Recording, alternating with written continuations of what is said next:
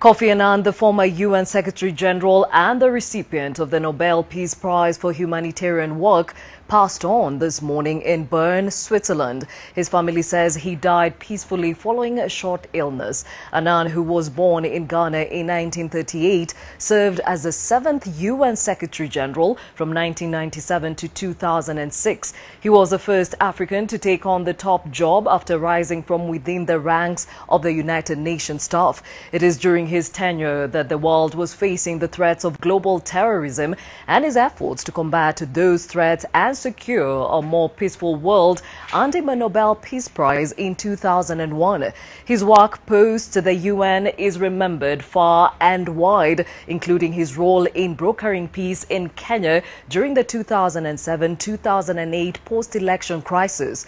Annan was also a member and the chairman of the Elders since 2007, a humanitarian group of leaders and activists formed by the late Nelson Mandela. He was also the founder and chairman of the Kofi Annan Foundation, which promotes better global governance and seeks to strengthen the capacities of countries to achieve a fairer, more peaceful world.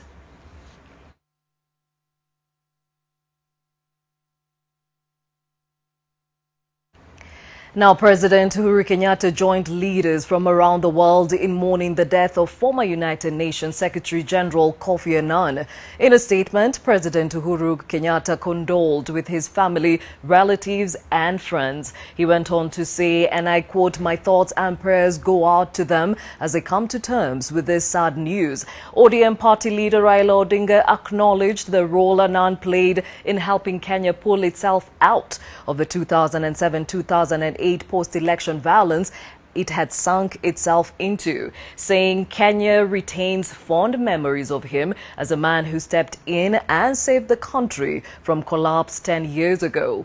Former President Mzee Daniel Arap Moi, on his part, described Annan in a statement as a man who ably represented the dignity of the black African personality, and that the world has lost an international crusader of peace and human dignity. Current UN Secretary General Antonio Guterres describes his predecessor as a guiding force for good. In many ways, Kofi Annan was the United Nations. Like so many, I was proud to call Kofi Annan a good friend and mentor. Well, Ghanaian President Nana Akufo-Addo has declared a week of mourning in Ghana, saying the national flag will fly at half-mast at home and in the country's diplomatic missions around the world in honor of Ghana's greatest compatriot. Addo went on to say that Annan brought considerable renown to Ghana by his position and through his conduct and comportment in the global arena. Further afield, British Prime Minister Theresa May also sent her thoughts and condolences to the family. She described Annan as a great leader and reformer of the UN who made a huge contribution to making the world he has left a better place than the one he was born into.